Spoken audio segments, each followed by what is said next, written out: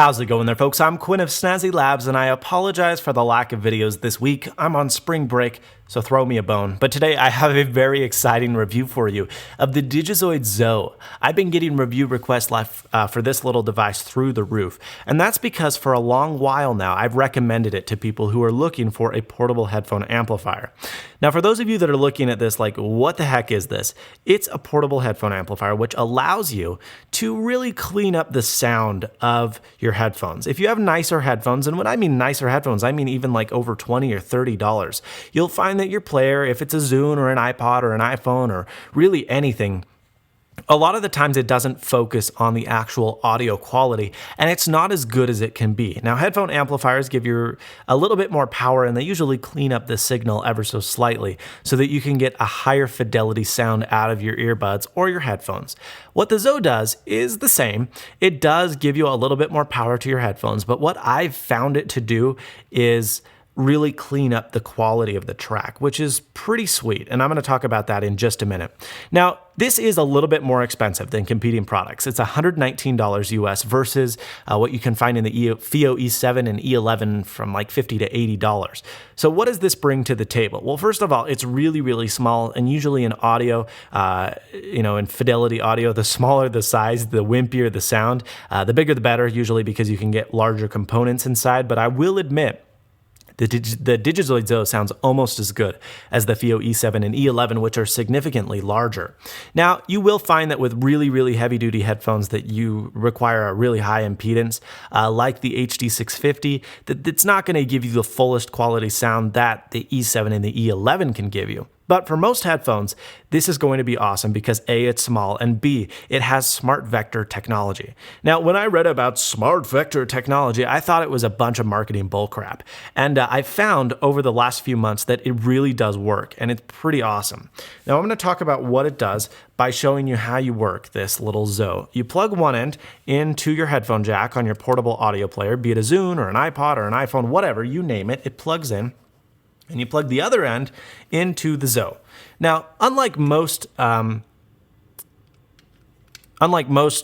little amplifiers, this has some sort of algorithm going on in the background, and I don't know what it does, but it really does clean up the clarity of the audio. You then take your headphone jack and you plug it into the other side of the ZO. So what you have is you have your player, you have your headphones, and this little guy is a mediator. It's like a middleman, and what it does is it takes the not so clear signal from your device and it really, really cleans it up and gives it some superbly rich and black backgrounds. If you've ever listened closely to your music, you'll notice that there's a bit of a hiss or a fuzz when the track is playing. And what the ZO does is it completely eliminates that.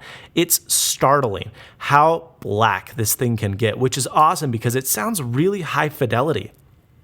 Even though it can't power the most heavy duty of headphones, the headphones that it can power, and it does power most headphones quite well, sound really, really clear and hi-fi. I mean, you'll find better audio coming out of this than you can in a several $100 headphone amplifier setup. I mean, it really does an amazing job.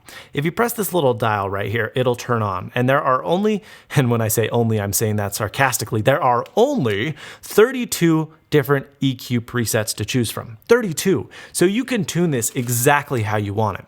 It starts off in this amber color mode, and what this amber mode does is it's a pretty flat EQ response. If we hold up, you'll see that it starts to turn red.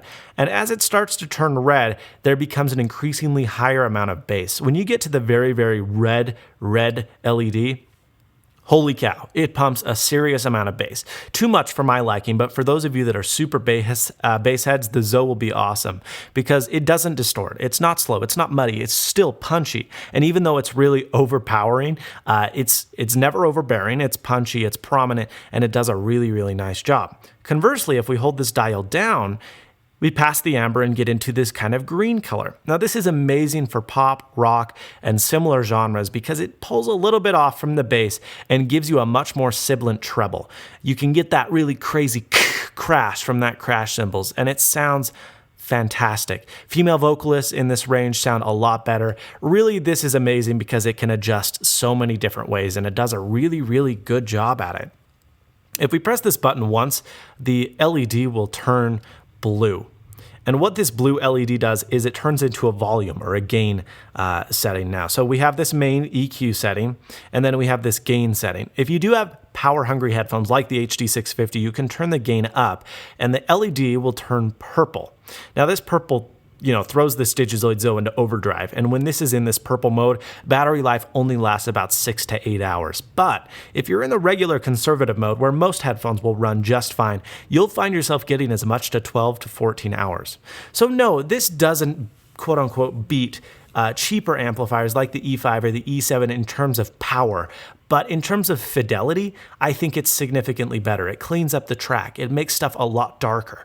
And I don't know what kind of algorithm it uses, but it does a really, really good job. I even use this with the Roku P, which has a built-in Class A amplifier.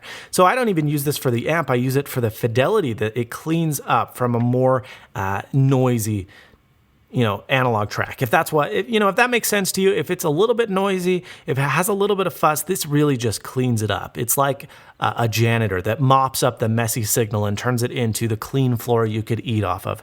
If that wasn't a weird enough expression for you, I don't know what is.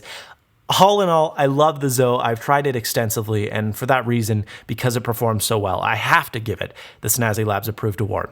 Thank you so much for watching. Please subscribe, rate, comment. Stay tuned for more content coming out of Snazzy Labs. And as always, stay snazzy. See you later, folks.